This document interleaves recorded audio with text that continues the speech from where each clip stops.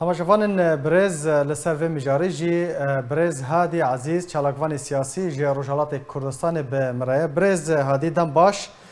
سپاس جبو بشتربوناته نها روشا ماموسته زارا محمدی چیه روشا وی و هوالین وی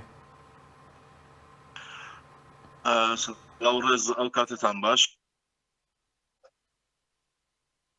بەڕاستی وەکەوەی کە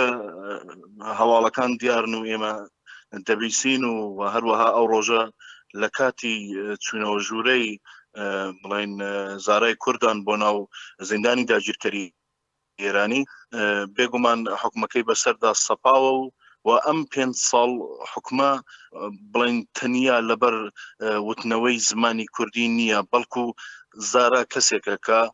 وەکو پارێزەری شوناسی کورد وەکو پارێزەری کۆمەلگای کوردی و تاکی کورد لە کوردستانی ژێردەستی بڵێن داگیرکەری ئێرانیدا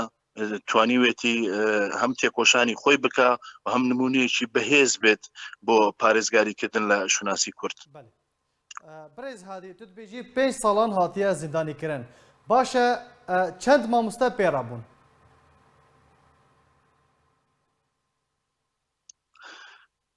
ئەوەی کە هەیە ڕەنگە ئێستا بڵێن لە ئاستێکی بربەریندا کۆمەڵێک تێکۆشەر ئەم کەسانەیە کە حەول دەدەن بۆ مانەوەی زمانی کوردی و هەروەها پێگەیاندنی گەنج و لاوی کورد لە ڕۆژهەڵاتی کوردستان گەلێک کەس بن بەڵام بۆچی لەو نێوانەدا بڵێن زارای کوردان ئەم حکومەی بە سەردا سپا و وەکو ئەوەی کە باسکرا 5 ساڵ زیندانی بەسەردا سەپاوە ئەوەی کە دیار بێت لەو نێوانەدا ڕژێمی ئێران لەو سەردەمەی کە ئێستا دەیهەوێت بە شێوەیەکی ئاسمیلاسیۆنێکی بربەرین و بە کلۆنیکردنی کوردستان لەجێر ڕاوتی کۆلۆنیالیزمی داگیرکەری ئێرانیدا دەیەوێت تەواوی کۆمەلگای کوردی بشواتەوە و لە هەموو ڕەهەندێکەوە بیهەوێت سەر بە دەوڵەتی داگیرکەری ئێرانی بن. زارا گەورەترین بەهێزی کە لە نمونەی ئەودا و جیاوازی ئەو دەبیندرێت لەگەڵ کەسەکانی دیکە زارا نەتەنیا وەک باسمان کرد نەتەنیا وەکو پارێزەری زمانی کورد بەس بەڵکو زارا پارێزەری شوناسی کوردە و بوونی شوناسی کورد وەکو معریفەیەکی کوردی گەر ئەم لە دنیایەکی وەکو جیهانبینیەکی کوردی و لە چوارچێوەیەکی کوردیەوە معنایەکی کوردانە دەبەخشێ بە هەموو شت وە بەتایبەتیش لەناو کوردستاندا کە ئێستا بڵێن لە بندستی دوژمندایە هەر بۆیە ئەم جیاوازیەی سارا وەکو پارێزەری شوناسی کورد لە کەسەکانی دیکەی جیا کردوێتەوە. ئەرکی ڕێخستنên مرۆڤی سەبارەت بە دووسەیە مامۆستا زارا چییە؟ دەوێت چ بکەن؟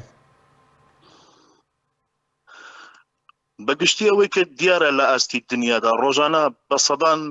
بە سەدان کورد بڵێن لە هەموو کوردستانی گەورەدا لەژێر دەستی داگیرکەری عەرەب و تورک و فارسدا شەهید دەکرێن تێدا دەچن دەچنە حەبس و زیندانی دەکرێن ئەوەی کە گرینگە ئەوەیە کە ئێمە بۆ خۆمان لە پێشدا هەموو کورد لە ئاستێکی بربەریندا ئێمە دەبێ وەکو چالاکی وەکو ڕێخستن ئێمە داکۆکی لە مافەکانی ئەوام بکەین و دەنگی ئەوانیش بە دنیای دەرەوە بگەێنین و مەزلومیەتی نەتەوەی کورد لە ئاستێکی گشتی لە دنیادا بە هەموو ناوەندەکانی مافی مرۆڤ و بە تەواوی ئەو ناوەندانە بناسیێنین کە بە شێوەیەک لە شێوەکان